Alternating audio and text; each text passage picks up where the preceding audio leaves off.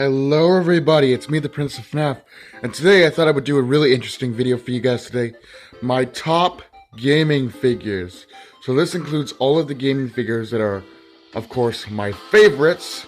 Now, sadly I couldn't have included the Twisted Freddy Funko Pop on this list because technically the box said it was gaming, but if you look at it, it really is from the novel, so it should have been called Pop Books. But I can see the confusion because a lot of Five Nights at Freddy's stuff is released under the title gaming because it is a video game. But the book characters will not be included on this list. I only wanted to put Twisted Freddy on the list, but he will not be on here because, of course, he's not a gaming figure, even though the box says he was.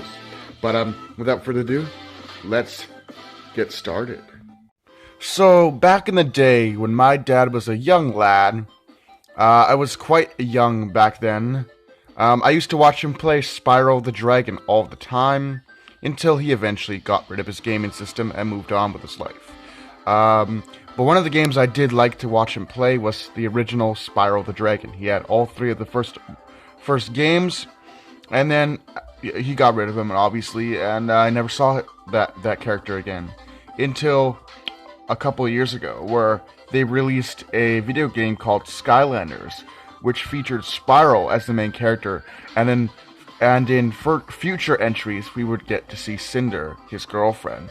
So I thought this was pretty cool, and it's lower on the list because obviously Spyro has become extinct once more.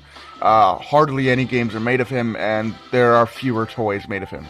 Although there is a Funko Pop line currently, and there was some sort of knockoff Skylander type toy, and then there was one action figure. But other than that, we don't see a lot of merch anymore, so that's why they are lower on the list. So, higher up on the list, we got the Minecraft figures. These are the original figures that came out. Nowadays, we got way bigger figures that have come out. You can get them in gaming stores. But what I liked about these figures is that they came with little accessories, and they came with a building block, which is pretty cool. They were extremely posable. You could turn their head, you can move their arms, you can move their legs, you can swivel their chest. They were pretty good.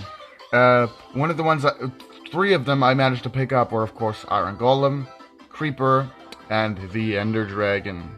Ender Dragon came packed in a really cool box.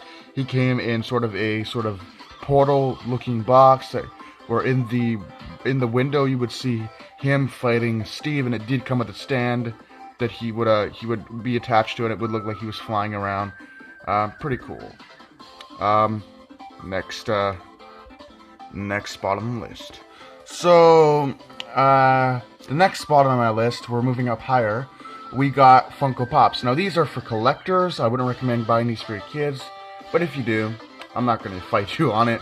But I did pick up two of my favorite characters, which were the Bright Bomber and the Rex. These are two of my favorite characters, so of course I had to pick them up. Of course, I never have them in game, but it's always nice to have them as, you know, a part-time Fortnite player. But everyone knows my jam is Five Nights at Freddy's.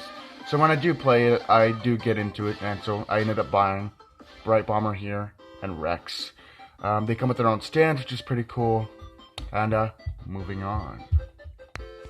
Okay, so during the time that Mario Odyssey was fresh on the scene, I of course purchased it, or not really purchased it. I got it for my birthday one year, and I really liked playing it. So when I found out that they were making Amiibo for the game, and Wedding Bowser was one of the characters that was going to be featured in these Amiibo, I had to pick him up. So yeah, really cool. Bowser's one of my favorite characters, and I really did like the, wedding sort of version of him that we saw in the end of Mario Odyssey. So yeah, he's pretty cool, and I really like to have him on my shelf. Continuing on with Amiibo, when Super Smash Bros. Came out, way before I had a Switch, they had Amiibos for that game. And one of the Amiibos they brought out was Zero Suit Samus. Now, Samus is one of my favorite games back as a kid. I played it on the Nintendo Switch. I 50%ed it, but then someone deleted the file, and I was so mad. But anyway, Samus being one of my favorite characters of that game, I was glad to see a figure of her, and a couple of months later, we got a armored Samus, which is pretty cool. But as you can see here, Samus with her Zero suit on, looks pretty cool, and she's in that sort of pose that she is when you select her in-game. And then the bottom of the base is that sort of symbol with the Super Smash Bros. Symbol. Pretty cool. Love this amiibo, and it has a great special place in my heart. You know, remembering back to the days where GameCube was a thing.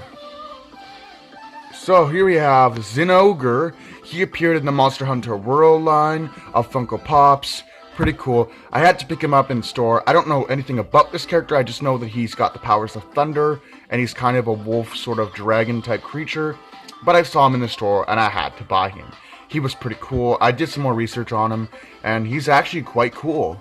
Yeah, I really like him. He's super cool. He reminded me so much of a dragon, and I really had to buy him. But once I learned more about the character, I just loved him even more. You know, Xun Ogre, the Thunder Wolf. So that's the character right there. Looks pretty cool. Love the detail in the pop. Funko really went all out with this figure. Now, getting higher to some of my top favorites, we have the Devil here as appearing in Cuphead, the video game. I don't know what system it's on. I just knew it's a really popular game.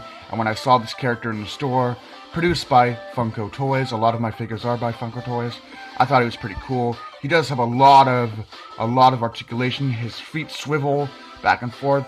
He's got knee joints. He's got waist joints. He's got articulation in his wrist and in his elbow, shoulders, head, and the tail, which is back there. You can see that. And then he does come, of course, with his pitchfork. Every devil's got to come with that. I thought it was pretty cool, and yeah, he went in my basket, and I took him home and I bought him because he was just that cool. So next came October of 2018, which was last year, and I found out that my girlfriend was planning to dress up as a character from Overwatch called Mercy, an angel-like character. So I took in consideration to dress up as Reaper, one of the characters also appearing in that game. It's basically a futuristic version of the Grim Reaper. So our costumes went great together. She looked beautiful in her costume, and this figure holds a really big part in my heart because, of course, my girlfriend dressed up as this character.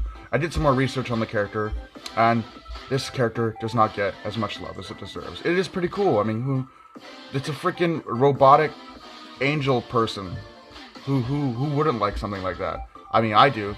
Moving on. So next spot, we have the Five Nights at Freddy's Pizzeria Simulator. We got this last year.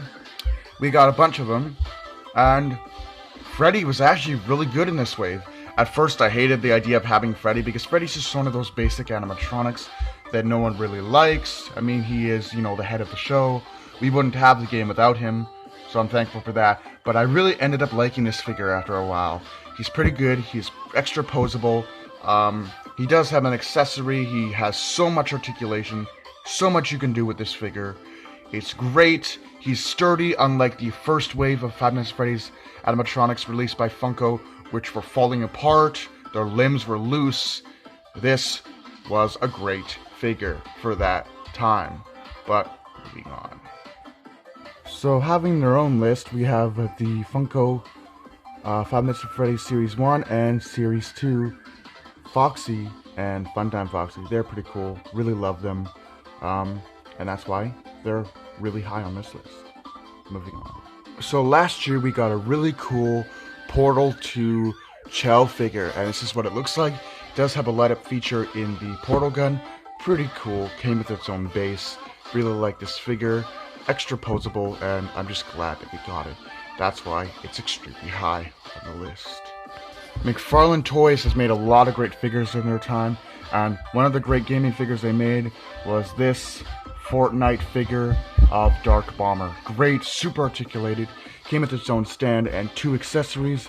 Great, loved it, and that's why it's very, very high on the list. So you definitely want to pick this up if you're a Fortnite fan. And number 1 on the list, this extremely big remote control Mario Kart 8 Bowser figure. Pretty cool. It's not charged right now, but he's really awesome. and that's why he's number 1 on my list. Hope you guys enjoyed. Do take care, and I'll see you guys in the next video. Peace.